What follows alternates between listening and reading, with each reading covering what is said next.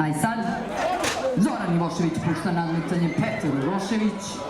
Na čelu je Call Me Baby, Maxi na trećoj poziciji galopira Lorbike sa desne strane Lorbike je Kači, potom Kajman, pa na začelju Lune Miletin.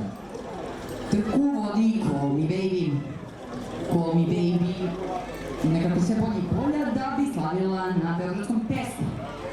U drugoj poziciji je trogodi Maxi, sin, naravno, Maksime i Sura. Na trećoj poziciji je francuskinja petогода kći Zanzibarija Lorbike, Nebojše Petrovića. Na četvrtoj poziciji galopira Kadakči, nema tu nekih promena, u suštini peti je Kajman, na začelju Lune Miletin, konjičkog kluba Čempion. Trku sada vodi Maxi, preuzima lidersku poziciju od Call Me Baby.